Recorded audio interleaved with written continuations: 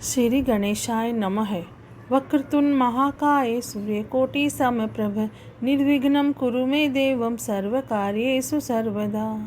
अब हम गणेश जी का नाम लेकर शिव पुराण प्रारंभ करते हैं। ओम नमः शिवाय, ओम नमः शिवाय, ओम नमः शिवाय। भोले बाबा को, शंकर भगवान को कोटि कोटि प्रणाम। अब हम शिव पुराण में श्री रुद्र संहिता के प्रथम खंड में 16वां अध्याय प्रारंभ करेंगे। सृष्टि की उत्पत्ति। ब्रह्मा जी बोले, नारद, शब्द आदि पंचभूतों द्वारा पंचकरण करके उनके स्थूल आकाश, वायु, अग्नि, जल और पृथ्वी, पर्वत, समुद्र, वृक्ष और कला आदि से युगों और कालों की मैंने रचना की तथा और भी कई पदार्थ मैंने बनाए।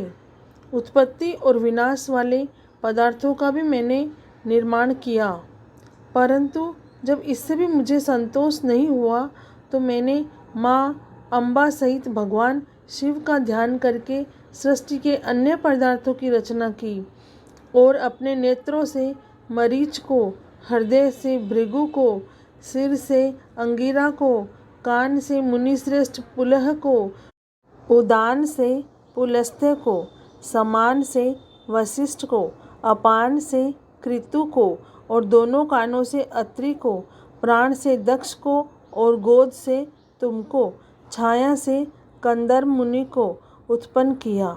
सब साधनाओं के साधन धर्म को भी मैंने अपने संकल्प से प्रकट किया। मुनिश्रेष्ठ, इस तरह साधकों की रचना करके महादेव जी की कृपा से मैंने अपने को कृतार्थ माना। मेरे संकल्प से उत्पन्न धर्म मेरी आज्ञा से मानव का रूप धारण कर साधन में लग गए। इसके उपरांत मैंने अपने शरीर के विभिन्न अंगों से देवता व असुरों के रूप में अनेक पुत्रों की रचना करके उन्हें विभिन्न शरीर प्रदान किए।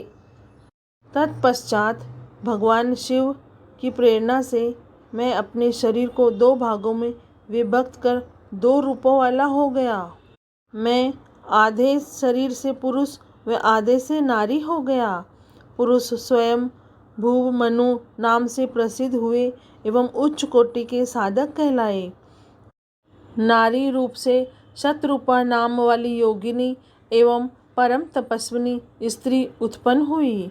मनु ने वैवाहिक विधि से अत्यंत सुंदरी शतरूपा का पाणी ग्रहण किया और मैथुन द्वारा सृष्टि को उत्पन्न करने लगे। उन्होंने शतरूपा से प्रियव्रत और उत्तानपाद नामक 2 पुत्र तथा आकुति, देवहूति और प्रसूति नामक 3 पुत्रियां प्राप्त की।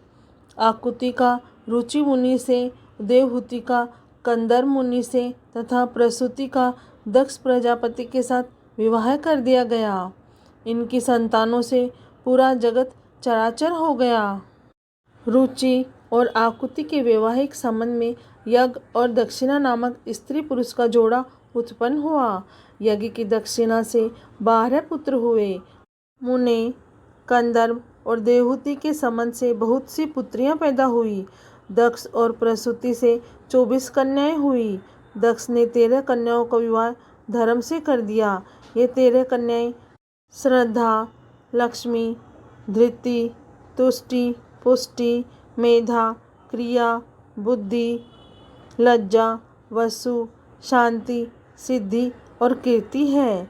अन्य 11 कन्याओं ख्याति, सती, संभूति, स्मृति, प्रीति, क्षमा, सन्नति, अनुसुया, ऊर्जा, स्वाहा और स्वधा का विवाह भृगु, शिव, मरीचि, अंगिरा, पुलस्त्य, पुलहु, कृतु, अत्रि, वशिष्ठ, अग्नि और पितर नामक मुनियों से संपन्न हुआ। इनकी संतानों से पूरा त्रिलोक भर गया। अंबिका पति महादेव जी की आज्ञा से बहुत से प्राणी श्रेष्ठ मुनियों के रूप में उत्पन्न हुए। कल्प भेद से दक्ष की 60 कन्याएं हुई। उनसे 10 कन्याओं को विवाह धर्म से, 27 का चंद्रमा से, 13 कन्याओं को विवाह कश्यप ऋषि से संपन्न हुआ। नारद उन्होंने 4 कन्याएं अरिष्टनेमि को ब्याह दी। भृगु, अंगिरा, कुश्वास से 2-2 कन्याओं को विवाह कर दिया। कश्यप ऋषि की संतानों से संपूर्ण त्रिलोक आलोकित है। देवता, ऋषि, दैत्य, वृक्ष, पक्षी, पर्वत तथा लताएं आदि कश्यप पत्नियों से पैदा हुए हैं। इस तरह भगवान शंकर की आज्ञा से ब्रह्मा जी ने पूरी सृष्टि की रचना की। सर्वव्यापी शिवजी द्वारा तपस्या के लिए प्रकट देवी जिन्हें रुद्रदेव ने त्रिशूल के अग्रभाग पर रखकर उनकी रक्षा की, वे सती देवी ही दक्ष से प्रकट हुई थी। उन्होंने भक्तों का उद्धार करने के लिए अनेक लीलाएं की। इस प्रकार देवी शिवा ही सती के रूप में भगवान शंकर की अर्धांगिनी बनी। परंतु अपने पिता के यज्ञ में अपने पति का अपमान देखकर उन्होंने अपने शरीर को यज्ञ की अग्नि में भस्म कर दिया।